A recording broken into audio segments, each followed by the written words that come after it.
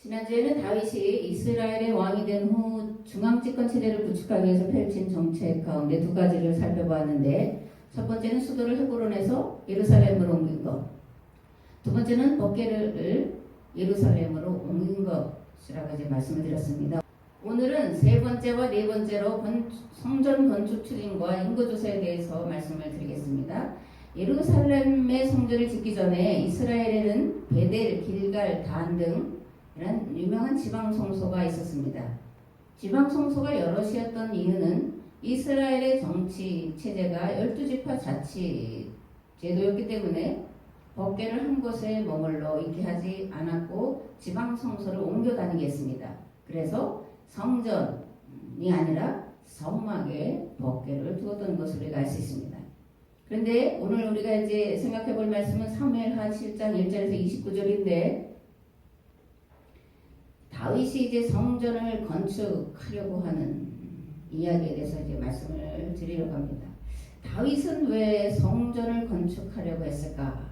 지난주에 이어서 오늘까지 살펴보는 말씀에 중앙집권 체제를 다윗이 추구하려고 했다, 구축하려고 했다, 이렇게 말씀을 드렸는데, 성전을 건축하려고 하는 목적도 중앙집권 체제를 공고히 하기 위한 네 가지 정책 중에 하나였습니다. 주로 이제 지방 성소는 북쪽에 10지파가 있는 곳에 집중되어 있다 보니까 이 예루살렘 중심으로 하는 중앙집권 체제를 구축하는데 여러 가지 어려움이 있었습니다. 그래서 다윗은 성막이 아니라 성전을 지으려고 추진을 하고 있는 것을 보게 됩니다. 사무엘하 7장 1절에서 29절 말씀 좀 길지만 봉독을 하겠습니다. 여호와께서 주의 모든 원수를 무찌르사 왕으로 궁에 평안히 살게 하신 때에 왕이 선지자 나단에게 이르되, 볼지어다 나는 백향목궁에 살거늘 하나님의 귀는 휘장 가운데 있도다. 나단이 왕께 아뢰되, 여호와께서 왕과 함께 계시니 마음에 있는 모든 것을 행하소서 하니라. 그 밤에 여호와의 말씀이 나단에게 임하여 이르시되, 가서 내 종 다윗에게 말하기를, 여호와께서 이와 같이 말씀하시되, 내가 나를 위하여 내가 살 집을 건축하겠느냐? 내가 이스라엘 자손을 애굽에서 인도하여 내던 날부터 오늘까지 집에 살지 아니하고 장막과 성막 안에서 다녔나니, 이스라엘 자손과 더불어 다니는 모든 곳에서 내가 내 백성 이스라엘을 먹이라고 명령한 이스라엘 어느 지파들 가운데 하나에게 내가 말하기를, 너희가 어찌하여 나를 위하여 백향목집을 건축하지 아니하였느냐고 말하였느냐? 그러므로 이제 내 종 다윗에게 이와 같이 말하라. 만군의 여호와께서 이와 같이 말씀하시기를, 내가 너를 목장 곧 양을 다른 데에서 데려다가 내 백성 이스라엘의 주권자로 삼고 네가 가는 모든 곳에서 내가 너와 함께 있어 네 모든 원수를 네 앞에서 멸하였은즉 땅에서 위대한 자들 이름같이 네 이름을 위대하게 만들어 주리라. 내가 또 내 백성 이스라엘 위하여 한 곳을 정하여 그를 심고 그를 거주하게 하고 다시 옮기지 못하게 하며 악한 종류로 전과 같이 그들을 해하지 못하게 하여 전에 내가 사사에게 명령하여 내 백성 이스라엘을 다스리는 때와 같지 아니하게 하고 너를 모든 원수에게서 벗어나 편히 쉬게 하리라. 여호와가 또 내게 이르노니, 여호와가 너를 위하여 집을 짓고 네 수완이 차서 네 조상들 함께 누울 때 내가 네 몸에서 날 네 씨를 네 뒤에 세워 그의 나라를 견고하게 하리라. 그는 내 이름을 위하여 집을 건축할 것이요 나는 그의 나라 왕위를 영원히 견고하게 하리라. 나는 그에게 아버지가 되고 그는 내게 아들이 되리니, 그가 만일 주를 범하면 내가 사람의 매와 인생의 채찍으로 징계하려니와 내가 네 앞에서 물러나게 한 사울에게서 내 은총을 빼앗은 것처럼 그에게서는 빼앗지는 아니하리라. 네 집과 네 나라가 내 앞에서 영원히 보존되고 네 왕위가 영원히 견고하리라 하셨다 하라. 나단이 이 모든 말씀과 이 모든 계시대로 다윗에게 말하니라. 다윗 왕이 여호와 앞에 들어가 앉아서 이르되, 주 여호와여, 나는 누구이오며 내 집은 무엇이기에 나를 여기까지 이르게 하셨나이까?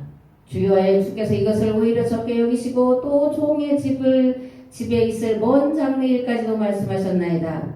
주 여호와여, 이것이 사람의 법이니이다. 주 여호와는 주의 종을 하시오니 다윗이 주께 다시 무슨 말씀을 하오리까? 주의 말씀으로 말미암아 주의 뜻대로 이 모든 큰 일을 행하사 주의 종에게 알게 하셨나이다. 그런즉 주 여호와의 이름으로 주는 위대하시니 이는 우리 귀로 들은 대로는 주와 같은 이가 없고 주 외에는 신이 없음이니이다. 땅의 어느 한 나라가 주의 백성 이스라엘과 같으리이까?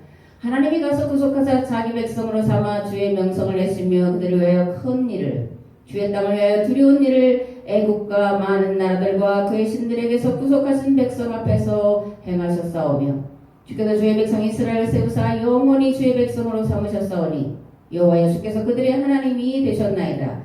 여호와 하나님의 이제 주의 종과 종의 집에 대하여 말씀하신 것을 영원히 세우셨사오니 말씀하신 대로 행하사 사람이 영원히 주의 이름을 크게 높여 이르기를 만군의 여호와는 이스라엘의 하나님이라 하게 하옵시며 주의 종 다윗의 집이 주 앞에 견고하게 하옵소서. 만군의 여호와 이스라엘의 하나님이여 주의 종의 길을 여시고 이르시기를 내가 너를 위하여 집을 세우리라 하셨으므로 주의 종이 이 기도로 주께 간구할 마음이 생겼나이다. 주 여호와여 오직 주는 하나님이시며 주의 말씀들이 참되시니이다. 주께서 이 좋은 것을 종에게 말씀하셨사오니 이제 청하건대 종의 집에 복을 주사 주 앞에 영원히 있게 하옵소서. 주 여호와께서 말씀하셨사오니 종의 집이 영원히 복을 받게 하옵소서 하니라. 좋아하는 말씀이 있죠. 사무엘하 7장 29절. 주의 종의 집이 영원히 복을 받게 하옵소서. 아멘을 많이 하던 말씀인데 전체 문맥으로 보니까 이게 아멘이 안 나와서 제가 아멘을 안 하고 있습니다. 7장 1절에 여호와께서 주의 모든 원수를 무찌르사 왕으로 궁에 평안히 살게 하신 때에 왕이 선지자 나단에게 이르되 나단아 와봐라. 나는 백향목궁에 사는데 하나님의 괴는 휘장 가운데 있다. 어찌할꼬? 그랬더니 나단이 이렇게 말합니다. 여호와께서 왕과 함께 계시니 마음에 있는 모든 것을 행하소서. 그랬더니 그 밤에 여호와께서 나단을 찾아오셨다. 이렇게 말씀하죠. 너는 나의 종 다윗을 찾아가서 이 말을 전하여라. 온 세상의 주인인 여호와가 내게 말한다. 너는 내가 거주할 성전을 지으려고 하느냐? 나는 이스라엘 백성을 애굽에서 해방시킨 날로부터 이제까지 한 번도 어떤 집에서 산 적이 없다. 나는 언제나 천막 안에 살면서 너희와 함께 이리저리 옮겨 다녔다. 나는 그동안 수많은 사사와 영도자들을 내세워 내 백성 이스라엘을 양떼처럼 돌보게 하였으나 그들 중에서 어느 누구에게도 왜 나를 위하여 송백으로 집을 지어주지 않느냐고 꾸짖은 일이 없다. 맞는 말이죠, 그죠? 지금 나단이 한 이 앞에 말은 맞습니다. 문제는 요 다음에 있는 말씀이 이제 문제가 되는 거죠. 방금 다시 읽은 말씀은 시내산 계약법에서 벗어나는 이야기가 아니에요. 하나님은 성전을 지으라 그렇게 말씀하신 적이 없습니다. 이스라엘 백성들과 함께 이스라엘이 가는 곳마다 법궤가 그리고 성막이 옮겨 다녔지 한 군데에 머물러 계신 하나님이 아니셨습니다. 지금도 하나님은 마찬가지입니다. 한 곳에 머물러 계신 하나님이 아니라 하나님의 백성이 있는 곳마다 거룩한 공동체가 있는 곳마다 하나님은 함께 하시는 줄을 믿습니다. 아멘. 이제는 사무엘하 7장 8절에서 16절까지가 문제예요. 여기서 말하고 있는 나단의 말은 여호와의 말씀이 아니라 여호와의 이름을 빙자하여 나단이 다윗의 생각을 말하고 있다는 것이고 이것이 우리가 알고 있는 다윗 언약을 간략하게 말씀을 드리면 이렇습니다. 나는 언제나 네 편이 되어서 내가 무슨 일을 하든지 그 일이 잘되게 도와주었고 너를 미워하던 모든 원수와 대적들 또한 모두 제거해 주었다. 나는 이미 이렇게 너를 유명하게 키워주었으나 앞으로도 계속 너를 도와주어서 세상에서 위대한 사람 중에 하나가 되게 하겠다. 두 번째로 내가 나를 위해 성전을 지으려고 좋은 계획을 세웠으나 사실은 내가 너를 위해서 집을 지어주겠다. 이제 다윗 왕조를 세워주시겠다는 약속, 왕조 신학을 만드는 이제 빌미가 되는 거예요. 세 번째로 내 아들로 나를 위해 성전을 짓도록 하겠으면 나는 그의 왕권을 영원히 붙들어 주겠다. 세서방정 예루살렘 성전 신학. 지금 나단이 하나님의 이름을 하나님의 뜻을 빙자하여 지금 말하고 있다는 것이고 이게 시내산 계약법을 다윗 계약으로 대체시키는 무서운 말씀인 것을 우리가 알 수가 있습니다. 이것이 오늘날까지 이스라엘의 정통신학이고 정통신앙으로 내려오고 있습니다. 문제는 이스라엘이 아니에요. 오늘 교회입니다. 새 계약 공동체인 교회가 여전히 나단이 제시한 왕정신학의 버전에 세워지고 있다는 거예요. 한국교회 목회자들에게 성전 건축이 지상 최대의 목표가 되었던 때가 있습니다. 지금까지 그 빚으로 인해서 많은 건물들이 경매에 넘어가고 있고 성도들의 삶이 깨진 가정들, 이 물질적인 문제로 동당하는 일들이 참으로 많이 있는 것을 오늘날 우리가 보고 있습니다. 성전이다 성전이다 성전이다 건축하면서 빚을 내산 그 빚을 갚느냐고 교회가 성도들이 어렵고 은행에 그냥 이자를 기부하는 아니면 헌납하는 그런 정말 엉터리 같은 짓을 하고 있는 것을 볼 수가 있는데 비극이에요. 또 다른 하나는 뭐냐? 구약은 예언이고 신약은 성취라는 도식이에요. 특히 예수님을 다윗의 후손으로 보는 그 신학의 문제가 있습니다. 이러한 메시아 대망 사상은 유대인들이 가지고 있는, 아직까지도 가지고 있는 메시아 대망 사상이라는 게 문제예요. 바벨론 포로지에 있던 이스라엘 백성들은 도무지 그들의 힘으로 현실, 바벨론이라고 하는 나라를 이길 수가 없고 다시 고향으로 돌아갈 수가 없는 때에, 그러나 이 신명기 예언자들의 말씀을 들으면서 하나님의 말씀을 깨달으면 공부하면 돌아갈 수 있겠다고 하는 그런 기대를 가지면서 현실적으로 그러면 누가 이 일을 하겠냐? 하나님께서 보내시는 능력과 권능으로 오시는 메시아 다윗의 후손으로 오는 메시아가 오면 그 일이 가능해질 거예요. 그렇게 생각한 거예요. 또 헬라 제국 시대, 로마 제국 시대를 살아가면서 여전히 이 메시아 대망 사상이 살아있어서 그런 능력과 권능과 기적을 행하는 메시아를 기다리고 있었는데 오늘 우리도 마찬가지로 이런 메시아를 기다리는 것이 아니라 오셨다고 믿고 그분을 예수 그리스도라고 고백을 하는데 문제는 유대인의 메시아 사상과 오늘 우리가 예수님을 메시아 그리스도로 생각하는 그 사상의 밑바닥이 같다라는 것이 사실 심각한 문제입니다. 이게 심각하다, 이게 문제가 있다는 생각을 안 해보니까 문제가 없지. 생각하면 생각할수록 속히 그리고 빨리 완벽하게 제거해버려야 될 사상이다. 그렇게 생각을 합니다. 메시아 대망 사상 자체가 문제라는 게 아니에요. 유대인이 가지고 있는 메시아 대망 사상, 그게 문제라는 겁니다.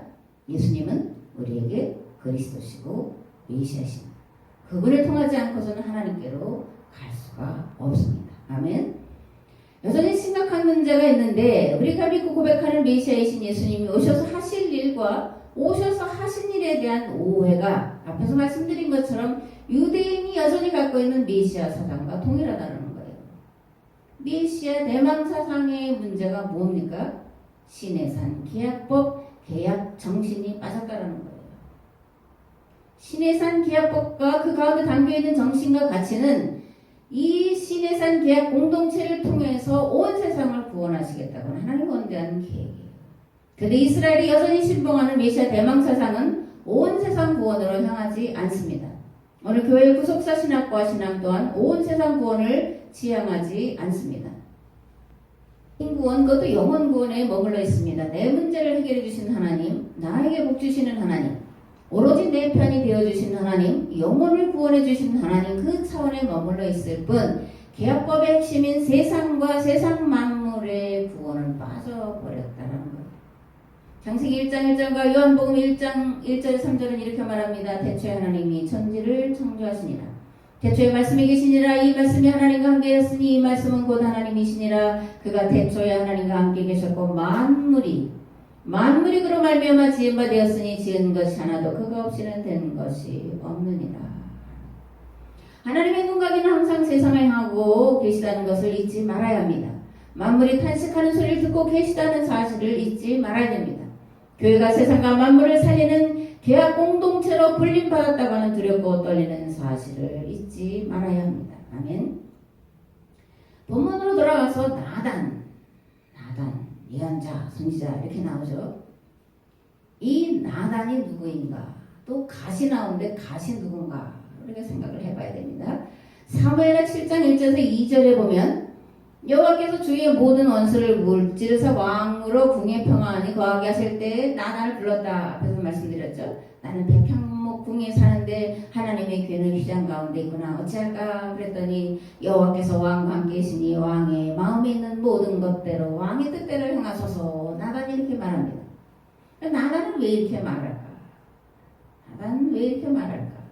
계약법을 몰라서 이렇게 말할까? 나단은 궁중예언자예요. 궁중예언자라는 말은 또 다른 뜻으로는 왕의 참모라는 뜻이에요. 하나님의 말씀을 전할 제사장이 아니라 하나님 말씀대로 살지 않는 자들을 꾸짖고 책망하는 그런 예언자가 아니라 왕의 마음을 꿰뚫어보고 왕의 마음에 맞는 말을 하고 있는 궁중예언자다 그렇게 말합니다. 그래서 거짓 예언자다 이렇게 말합니다. 또 좀 전에 말했죠. 갓을 보면 그 앞에 이런 단서가 붙어 있어요. 다윗의 선견자 된 갓. 너는 예언자로 알고 있죠, 그죠? 참 예언자로 알고 있습니다. 다윗의 선견자 된 갓, 다윗의 뜻을 꿰뚫어서 그 뜻을 하나님의 뜻으로 포장해서 말하는 자 된 갓, 그런 뜻이에요.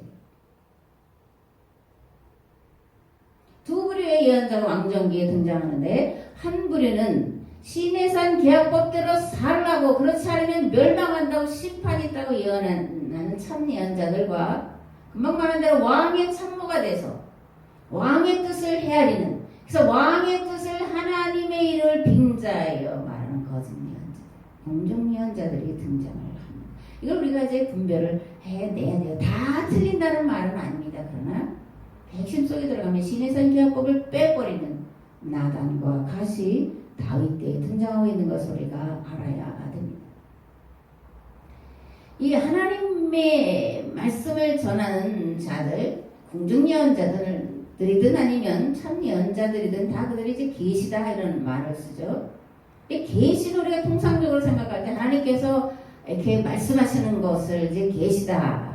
직접 계시, 또 간접 계시, 몸 계시 이렇게 여러 가지를 붙이는데 계시는 그런 또 두 가지가 다 있습니다. 하나님이 직접 말씀하시는 것이 있고 또 하나는 간접적으로 하시는 그런 말씀이 있는데 우리가 이해해야 될 계시는 하나님 직접 말씀하시는 그런 계시가 더 많다는 것은 그건 정말 극히 드물고 특별한 일이고 대부분은 항상 간접적으로 주어진다는 거예요. 특별히 간접적이라는 건 깨닫게 하신다는 거예요. 알게 하신다는 거예요. 하나님의 계시, 하나님의 뜻, 하나님의 계획을 어떻게 알 수 있게 하냐? 깨달아 알게 하신다 이렇게 말씀을 드렸습니다. 그럼 무엇을 깨달아 알게 하실까? 하나님의 계시는 어디에 들어있을까? 첫 번째 성경 말씀이에요. 특별히 구약의 모세 오경과 신약의 복음서가 하나님의 계시의 핵심이에요. 또 그럼 예언서와 신약의 다른 복음서 외의 그런 서신들은 뭐냐? 하나님의 말씀, 계약법 정신대로 살아라. 계약법이 말하고 있는 정신은 이거다 라고 해석해 주고 있고 그거대로 살라고 이끌어가는 말씀이 예언자들이 선포한 말씀이고 바울이나 다른 사도들이 기록한 그런 말씀 속에 들어있다는 것을 우리가 알아야 됩니다. 두 번째는 하나님의 계시를 뭘로 알 수 있냐? 역사예요. 하나님은 역사의 주관자이십니다. 지나간 역사를 우리가 보면서 왜 그때 이런 암울한 일, 이런 고통스러운 이런 두려운 일, 정말 세상이 종말과 같은 그런 때를 지나왔나? 우리가 돌아봐야 돼요. 그런 때마다 문제는 하나님의 계약을 지켜야 될 계약 공동체가 계약법을 지키지 않는 그런 때에 무서운 하나님의 심판이 임했다는 것을 세상 역사 속에서 우리가 봐야 됩니다. 세 번째로 하나님을 깨달아 아는 것은 하나님을 경험하는 데에 있습니다. 아는 만큼, 들은 만큼, 배운 만큼 보인다, 깨닫는다 이런 말을 듣잖아요. 하나님을 경험한 그만큼 하나님을 이해를 할 수가 있습니다. 신비 체험으로도 하나님이 살아계시다는 것을 경험할 수 있고 여러 가지로도 할 수 있지만 근본적이고 본질적인 하나님 체험이 뭐냐? 하나님 체험의 목적이 뭐냐? 그럴 때 성경과 역사, 하나님을 바로 이해하는, 해야 통찰력, 그것입니다. 성경 전체를 보는 통찰력이 있어야 돼요. 역사 전체를 꿰뚫어 보는 통찰력이 있어야 돼요. 이거는 하나님의 영, 지혜의 영, 지식의 영인 성령께서 우리에게 오셔서 깨닫게 하시는 것이고 이것이 계시의 핵심이다. 네 번째로 자연과 환경을 통해서 우리가 하나님의 계시를 깨달아야 돼요. 특별히 코로나 시대를 살아가면서 오늘 우리는 코로나가 교회를 향해서 무엇을 말하고 있는지, 하나님은 코로나를 통해서 교회에게 무슨 경고를 하고 있는지, 무슨 무서운 심판이 교회에 준비되어 있는지를 알아야 돼요. 경고로 듣지 않으면, 세상이 아니라 교회에 대한, 목회자에 대한 경고로 듣지 않으면 무서운 심판이 임한다는 것을 우리들은 적지만 저희들만이라도 분명히 기억하면서 이 문제를 놓고 하나님 앞에 목숨을 걸고 기도해야 된다, 그렇게 생각합니다. 나단과 갓을 통해 이스라엘의 계약신앙에 큰 왜곡이 일어났어요. 시내산 계약법 정신, 시내산 계약을 대체하는 다윗 계약을 만들어 놓고 이것을 정통으로 삼았습니다. 그래서 지금까지 이어져오는 이스라엘의 역사고 신학이고 정통 신학이다, 그렇게 말씀을 드렸습니다. 여기서 우리는 이스라엘에게 큰 영향을 준 계약이 몇 가지가 있는데, 첫 번째 계약은 아브라함과 맺은 계약이죠. 이 계약의 핵심이 뭐예요? 너로 큰 민족을 이루게 하겠다. 너로 인하여 모든 민족이 복받게 하겠다. 두 번째로 시내산 계약이죠. 그죠? 시내산 계약의 핵심이 뭐예요? 동일한 겁니다. 합의로들이 없는 세상을 만들어라. 모든 세상 사람들이 이스라엘 계약 공동체로 인하여 복받아 살게 하라. 세 번째가 문제인 거예요. 다윗 계약. 앞에서 말씀드렸지, 이것이 오늘까지 이스라엘 지배하고 있는 사상과 신앙인데, 시내산 계약법 정신을 완전히 왜곡시키고 빼버린 망하는 길로 간 계약이 다윗 계약입니다. 특별히 성전신학과 제사신학은 신명기가 말하는 시내산 계약법 정신에 철저히 위배되는 것입니다. 신명기에 보면 법궤나 성막, 제사라는 이야기가 없어요. 제사를 뭐로 신명기에서 바꿔놨냐면 절기로 바꿔놨습니다. 신명기 신학은 하나님의 법은 돌비에 새기는 게 아니라 마음에 새겨야 된다, 그렇게 말씀하고 있습니다. 할례는 육체에 받는 게 아니라 마음의 할례를 받아야 된다, 그렇게 말씀합니다. 신명기로 비추어 볼 때 거대한 건물을 짓고 법궤를 거기다 모셔놓고 법궤를 중심으로 하는 신앙은 뭐와 같다? 우상 숭배와 같다. 신명기는 그렇게 말한다고. 다윗은 그런데 버려졌던 법궤를 다시 찾아다가 예루살렘 성전 자기 궁 옆에 세워놓고 악기를 갖다 놓고 춤추며 노래하는 것으로 하나님을, 제사로 하나님을 섬기는 것으로 만들어 놨어요. 시내산 계약법 정신을 지키는 신앙에서 보이는 건물, 보이는 법궤를 중심으로 하는 신앙으로 변질시켜 놨어요. 말씀 중심이 아니라 제사 중심의 신앙으로 변질시켜 놨다는 거예요. 오늘 춤추며 노래하고 하는 그런 많은 예배들인데 그것 자체가 문제라는 건 아니지만 한번 깊이 생각을 해봐야 돼요.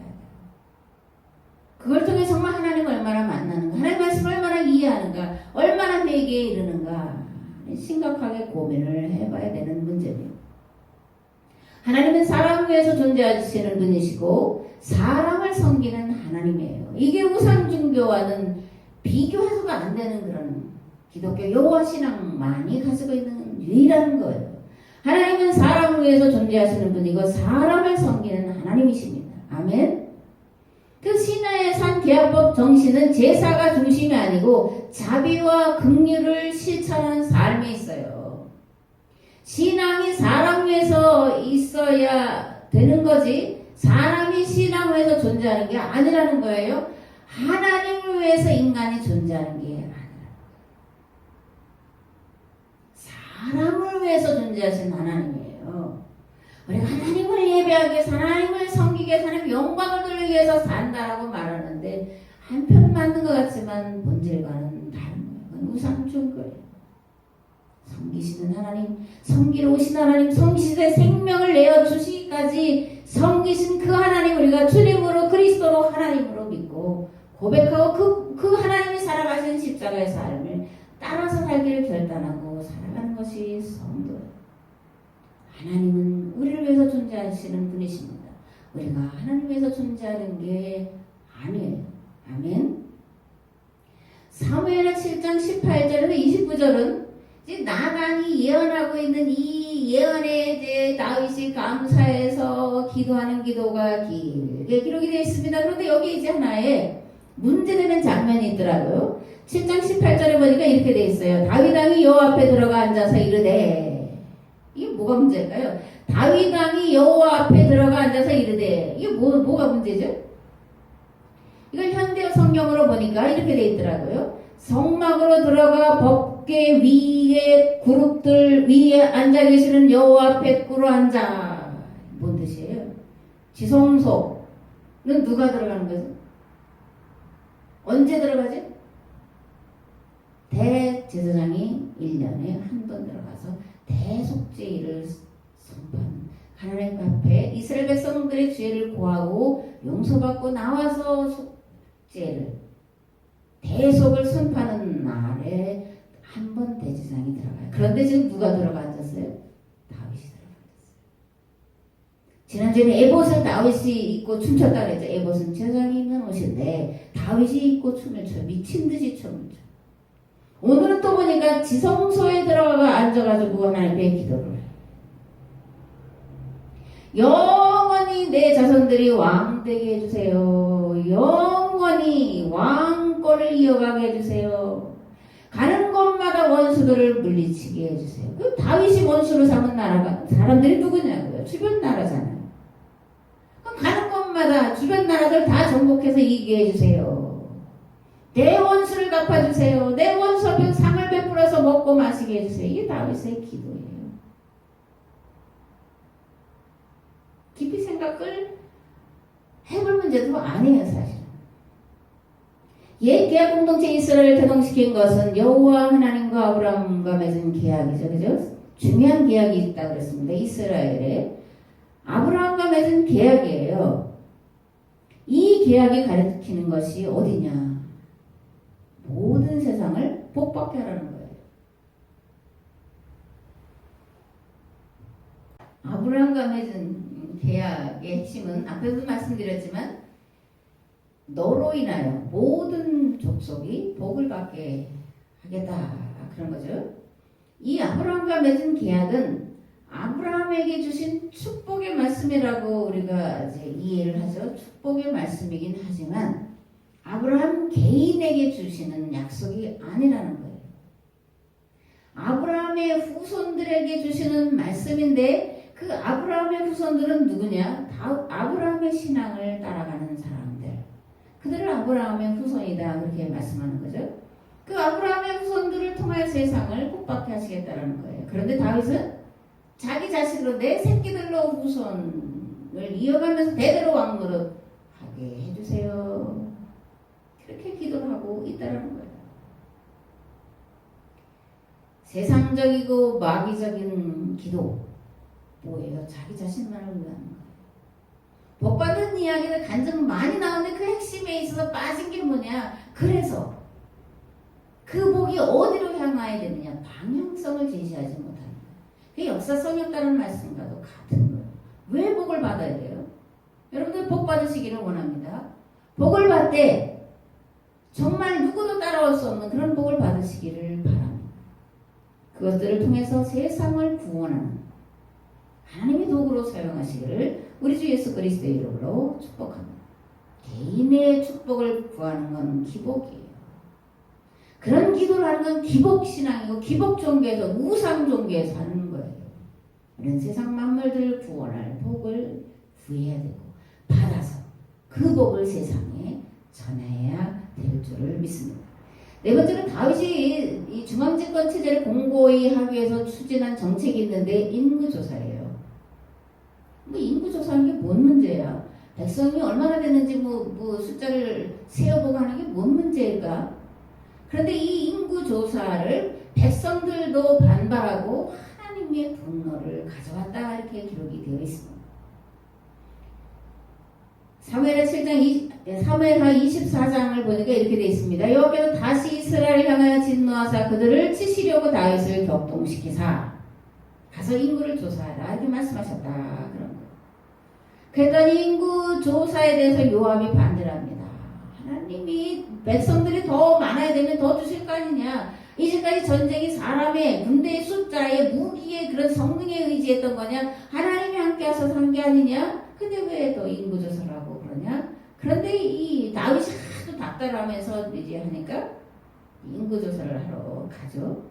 그래서 9개월 20일 동안 인구조사를 마칩니다. 그랬더니 인구조사를 마치고 나니까 하나님의 심판이 임하고 있는 걸 보게 돼요. 24장 10절에 보면 이렇게 되어 있습니다. 다윗이 백성을 조사한 후에 그의 마음에 자책하고 다윗이 여호와께 아뢰되 내가 이 일을 행함으로 큰 죄를 범하였나이다. 여호와 이제 간구하옵나니 종의 죄를 사하여 주옵소서. 내가 심히 미련하게 행하였나이다. 이렇게 말하자 이제 다윗의 선견자된 갓이 이렇게 이제 다윗에게 말합니다. 내가 네게 세 가지를 보이노니 너를 위하여 그 중에 한 가지를 택하라. 7년 기근을 택할 거냐? 왕이 원수에게 3개월 쫓겨다닐 걸 선택하냐? 아니면 이 이스라엘 땅에 사흘 동안 전염병이 있을 것을 선택할 거냐? 선택하라. 하나님께 내가 가서 말씀드리겠다. 그러니까 다윗이 뭐라 그래요? 사람의 손에 빠지는 것보다 여호와의 손에 빠지기를 원한다. 그래서 3일 동안 온 이스라엘에 온역이 있을 것을 선택해서 그랬더니 7만 명이 죽었더라. 다윗이 갓이 제시하는 세 가지를 중에서 이 3일 동안 온역이 있을 것을 선택한 것이 옳았을까? 이게 다윗이 진정으로 회개한 걸까? 그리고 다윗이 이렇게 회개하기 전에 하나님이 먼저 심판을 거두시고 있는 걸 보게 돼요. 다윗의 회개. 진정한 회개냐 그렇게 물었죠. 진정한 회개라면 뭐가 됐어야 되겠어요? 인구 조사를 한 목적 자체를 폐기하는 것이 진정한 회개죠. 그죠? 근데 인구 조사한 자체, 목적 자체를 폐기하지를 않았습니다. 그러고 나서 아리우나의 타작마당을 사가지고 번제와 화목제를 드리는 것으로 하나님이 재앙을 멈추셨다 이렇게 기록을 하고 있는데 이게 말대로 문자대로 그런 뜻이었냐. 사무엘하 24장 25절을 현대어 성경으로 보니까 이렇습니다. 다윗이 그곳에 여호와를 위하여 제단을 쌓고 거기서 번제물과 화목제물을 바치며 그 나라와 그 백성을 위하여 기도드리자. 여호와께서 그 기도를 들어주시고 그 땅에 퍼지던 재앙을 거두어 주셨다. 처음에는 여호와께서 이유 없이 분노하셨으나 이거 좀 번역이 좀 그렇긴 해요. 이유 없이 분노하셨으나 결국 성전터를 주시고 자기 백성 중에 와 계신 복을 내려주셨다. 다윗은 이로써 아들 솔로몬에게 왕자와 함께 하나님이 와 계시는 성전터를 상속해 주셨다. 인간의 왕자와 하나님의 보좌 중에서 어느 편이 더 귀한 유산이겠는가?